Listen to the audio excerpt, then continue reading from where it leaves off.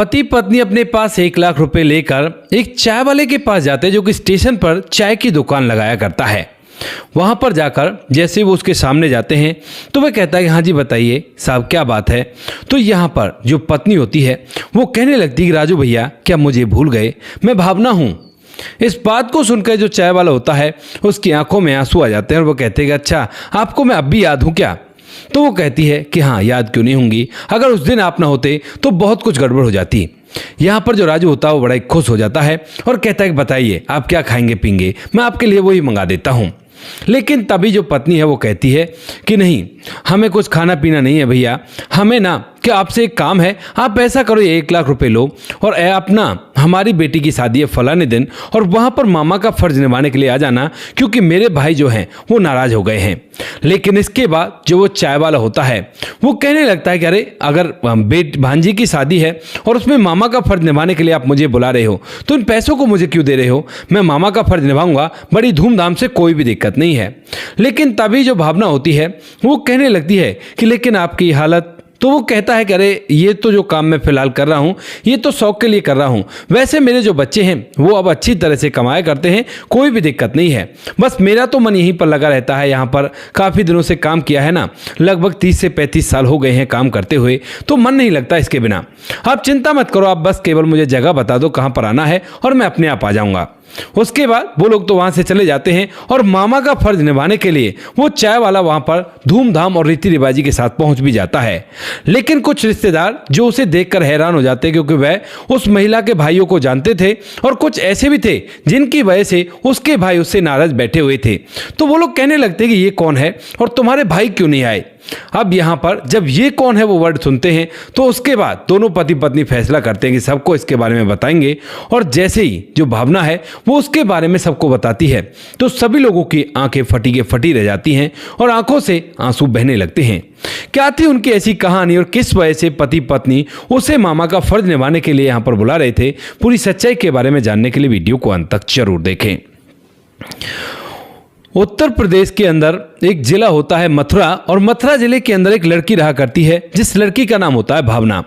अब जो भावना है उसकी शादी दिल्ली में हो जाती है। भावना बड़ी खुश होती है कि भाई मेरी शादी दिल्ली में होगी और उसके बाद वह दिल्ली में शादी करके अपने पति के साथ दिल्ली में ही रहने लगती है। लेकिन वहां पर जाने के बाद घर छोटा था, छोटे घर के अंदर ज़्यादा लोग थे और काम भी इस तरह का हुआ करता था क्योंकि वो लोग मिडिल क्लास फैमिली से थे, तो इसी वजह से घर के अंदर ज़्यादा स्पेस भी नहीं था। तो यहाँ पर जो भावना होती है वो अपने पति से थोड़ी सी परेशान हो जाती है और बार बार उससे शिकायतें किया करती है। धीरे धीरे समय बीतता और समय के साथ साथ इन बातों को यानी कि जब भावना की शादी को लगभग 2 से 3 साल बीत जाते हैं और अभी तक उनकी ज़िंदगी में कोई खास खुशियों का समय नहीं आया था, तो भावना को लगने लगता है कि इससे शादी करके मैंने बहुत बड़ी गलती कर दी है। और उसके बाद फिर से एक दिन वो उससे लड़ाई कर देती है। जब वो उससे लड़ाई करती है तो उसके बाद जो भावना होती है वह जब लड़ाई करने लगती है तो उसका जो पति होता है वो उससे कहने लगता है कि अरे ऐसे खामा लड़ाई क्यों कर रही हो। लेकिन वो बात को आगे बढ़ाती चली जाती है और इसका नतीजा ये होता है कि पति को गुस्सा आ जाता है और वह भावना पर हाथ उठा देता है।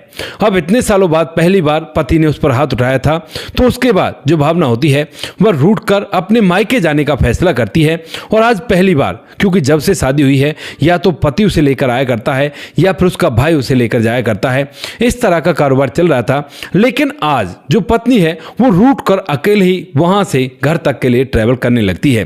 क्योंकि बात ऐसी थी कि जो पति था वह तो नाइट की ड्यूटी पर निकल गया था उससे 2-4 बातें कहकर, लेकिन उसके बाद भावना से रहा नहीं जाता और वह वहां से दिल्ली के रेलवे स्टेशन पर आती है और एक ट्रेन के अंदर बैठ जाती है जो कि मथुरा की तरफ जा रही थी। उस पर लिखा भी हुआ था मथुरा, तो वह सोचती है कि ट्रेन मथुरा ही जाएगी, जो होगा सो देखा जाएगा, इसी में बैठ जाती हूँ। ऐसा सोचकर वह उस ट्रेन में बैठ तो गई थी, लेकिन उसके चेहरे पर डर साफ साफ दिखाई दे रहा था क्योंकि जीवन में पहली बार वो ट्रेन की रात यात्रा कर रही थी और रात का समय भी था। तो वो सोचती है कि कहीं उसके साथ कुछ ऐसा वैसा ना हो जाए और ये डर उसका कुछ ही देर में हकीकत में बदल भी जाता है क्योंकि एक व्यक्ति जो कि उसी डिब्बे में आकर खड़ा होता है, उसके साथ एक और व्यक्ति था और वो जैसी भावना को देखता है तो देखते समझ जाता है कि पहली बार यहाँ पर ट्रेवल कर रही है और इसी वजह से अब धीरे धीरे करके उसके नज़दीक आता है उसकी तरफ घूर घूर कर देखता है और जब भावना की तरफ देखता है तो भावना और भी ज्यादा डर जाती है और इस डर को वो महसूस कर लेता है कि भाई डर रही है और भी इसे डराते हैं। ऐसा सोचकर वह उसके आसपास इधर उधर घूमने लगता है और अपने दोस्त को भी बता देता है। यहां पर वो लोग फोन करते हैं और फोन करके 2 लोगों को और बुला लेते हैं। अब जो भावना होती है वह इस बात को देखकर, यानी कि वो देख रही थी कि फोन करके लोग आए हैं, लोग आने के बाद यह मेरी तरफ इशारा कर रहा है आंखों आंखों से, और उसके बाद वो लोग भी मेरे चारों तरफ आकर खड़े हो गए हैं। धीरे धीरे करके जैसे लोग उठते जाते हैं तो वो उनकी जगह लेते जाते हैं और जैसे ही ये ट्रेन लगभग फरीदाबाद पहुंचती है, ओल्ड फरीदाबाद, तो उस समय जाकर जो स्टेशन आता है ओल्ड फरीदाबाद का, वहां पर आते ही ये 4 से 5 लोग हो गए थे और 4-5 लोग उसे अब कह देते हैं कि भाई या तो चुपचाप हमारे साथ चल दे वरना तेरे साथ यहीं पे बहुत गलत हो सकता है। अब इस बात को सुनकर रात का समय था, ज़्यादा कोई लोग ट्रेन में नहीं थे, घबराई हुई वो पहले से ही थी, तो इसी वजह से वह उनके साथ चलने के लिए मजबूर हो जाती है। उसे समझ नहीं आता कि वह क्या करे और क्या ना करे। वो स्टेशन पर वो उसे उतारने लगते हैं, लेकिन वहीं पर एक राजू चाय की दुकान होती है। जब वहां से निकलते हैं तो थोड़ी आगे एक पुल बनता है, तो पैदल पैदल वो उसे अपने साथ ले जा रहे थे। उनके पास तेजधार हथियार भी थे।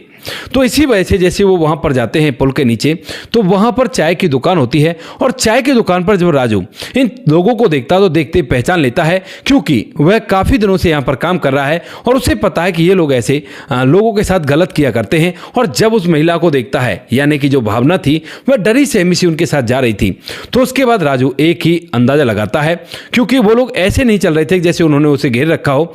वो कहता है कि सुनाइए दीदी, कहाँ जा रही हो? अभी अभी भैया से मुलाकात हुई थी, क्या वो आपसे नहीं मिले?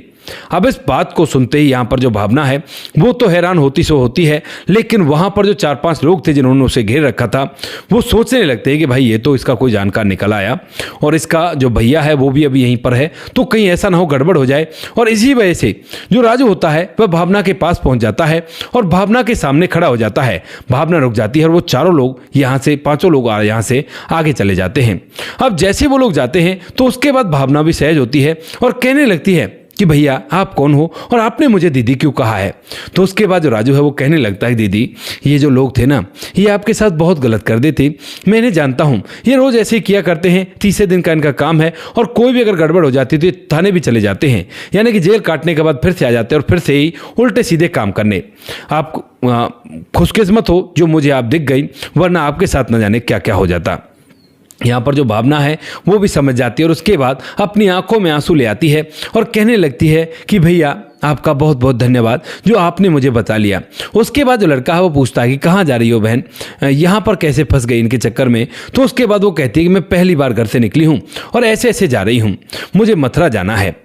अब इस बात को सुनकर वो कहते हैं कि ऐसा करो, अपने भाई के पास फ़ोन कर लो या अपने पति के पास फ़ोन कर लो। तो वो कहती है कि पति से तो मैं नाराज़ हूँ, इसी वजह से आई हूँ। तो वो कहता है कि देखो मेरी चाय की दुकान है यहाँ पर पुल के नीचे और आप जब तक चाहो जब तक बैठी रह सकती हो, लेकिन अपने भाई को बुला लो, वरना ऐसे लोग हर जगह घूमा करते हैं। इस बात को सुनकर जो भावना है उसका फ़ोन लेती है और फ़ोन लेकर अपने भाई को फ़ोन कर देती है।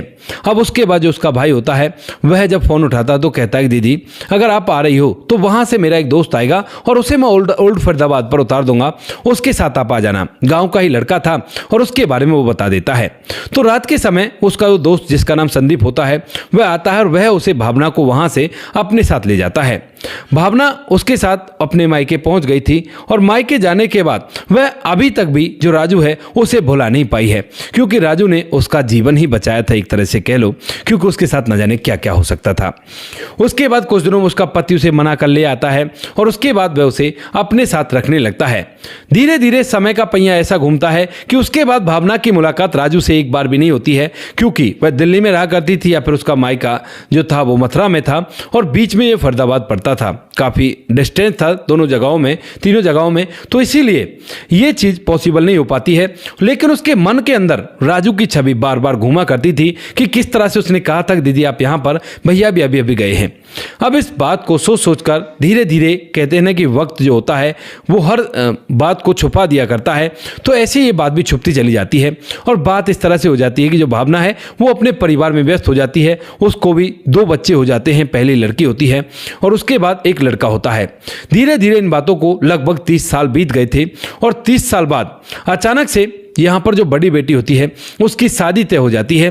और शादी तय होने के बाद जब भावना अपने भाइयों के पास जाती है कि मेरी बेटी की शादी है, तो मैं आना होगा मामा का फर्ज निभाने के लिए, तो जो भाई होते हैं वो अब तक अपनी अपनी पत्नियों की चालों में चला करते थे और वे मना कर देते हैं कि भाई हमसे तुम्हारा बात वगैरह नहीं भरा जाएगा, क्योंकि माता पिता तो अब थे ही नहीं। तो जो बहन होती है वो अपनी आंखों में आंसू लेकर जो भी भेली वगैरह वो पहुंचाया करते हैं भात वगैरह के लिए, उसे वापस लेकर लौट जाती है, अपने घर आती है। और घर आने के बाद जब पति देखता है कि भाई भेली वापस आ गई है, तो उसके बाद वो पूछने लगता है कि क्या हुआ, क्या परेशानी है, क्या तुम्हारे भाई बात नहीं दे रहे। तो उसके बाद वो कहती है कि वो नहीं दे रहे, उन्होंने साफ बोल दिया कि हमसे ये सब कुछ नहीं होगा और तुम चली जाओ यहाँ से। ऐसा कहकर भावना फूट फूट कर रोने लगती है।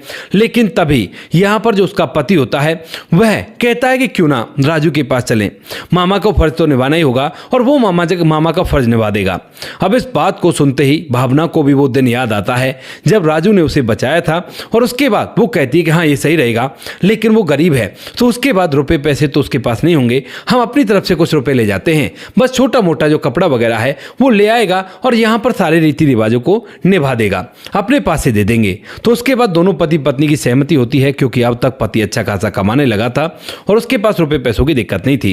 तो वो दोनों पति पत्नी 1 लाख रुपए अपने साथ लेते हैं और लेने के बाद यहाँ से सीधा फरीदाबाद के स्टेशन पर पहुंच जाते हैं, जहां पर राजू की चाय की दुकान होती है। और वहां पर जाकर राजू आज भी उसी चाय की दुकान पर उन्हें बैठा हुआ मिल जाता है, लोगों को चाय बना बनाकर पिला रहा था। लेकिन फर्क इतना था, उस समय तो उसके पास जो जवान लड़के थे वो ज्यादा बैठा करते थे, लेकिन आज बुजुर्ग उसके पास बैठा करते हैं, क्योंकि वो भी लगभग बुजुर्ग ही हो चला था। उसके बाद जैसे राजू वहां पर बैठा हुआ था, तो ये जाकर कहने लगते हैं कि जो भावना है वो कहने लगती है कि भैया सुनाओ कैसे हो। अब इस बात को सुनकर राजू हैरान होता है और कहने लगता है कि आप लोग कौन हो।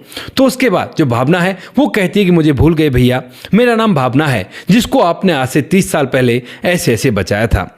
अब इस बात को सुनते ही राजू की पुरानी सारी यादें ताजा हो जाती हैं और वो कहने लगता है कि दीदी अच्छा आप, और ये आपके पति होंगे। तो वो कहती है कि हाँ ये मेरे पति हैं। उसके बाद वो उन्हें बिठाता है, बिठाने के बाद उनके लिए चाय बनाता है और चाय बनाने के बाद जब उन्हें चाय पिलाता है तो पूछता है कि क्या हुआ, घर पर सब ठीक ठाक तो है ना, जो आप ऐसे अचानक आ पड़े। तो उसके बाद वो कहने लगती है कि भैया सब कुछ ठीक ही तो नहीं है, आपको आपकी भांजी की शादी में भात भरना होगा और आप चिंता मत करो, उसके लिए हम पैसे लेकर आए हैं, ये लो 1 लाख रुपए, इनको ले लो और इनसे वो रीति रिवाज कर देना जो एक मामा किया करता है, क्योंकि मेरे भाई भात भरने के लिए तैयार नहीं है, वो एक दूसरे से लड़ाई झगड़ा कर रहे हैं और उन्होंने साफ बोल दिया है कि हम बिल्कुल भी ये काम नहीं करेंगे। इस बात को सुनते ही यहाँ पर जो राजू होता है वह कहता है कि बहन इन पैसों को तो अपने पास रखो और मैं खुद से भर दूंगा, बस आप मुझे जगह और टाइम बता दो कब आना है और कैसे आना है। तो उसके बाद जो बहन होती है वो कहने लगती है कि भैया कोई बात नहीं, हमें पता है आपकी हालत ठीक नहीं है और इसी वजह से हम पैसे दे रहे हैं। लेकिन वो कहता है कि अरे ये जो कुछ भी मैं किया करता हूँ ना, ये तो मेरी पुरानी आदत है, अब तो मेरे बच्चे अच्छी अच्छी कंपनियों में काम किया करते हैं, अच्छा खासा रुपया पैसा है, क्योंकि मैंने अपने बच्चों को अच्छा पढ़ाया था और वो आज अच्छी तरह से काम किया करते हैं, तो उनके पैसों से मेरा घर का खर्च आराम से चल जाता है। ये तो केवल मैं शौक के लिए किया करता हूं, क्योंकि इतने सालों से मुझे आदत पड़ी है।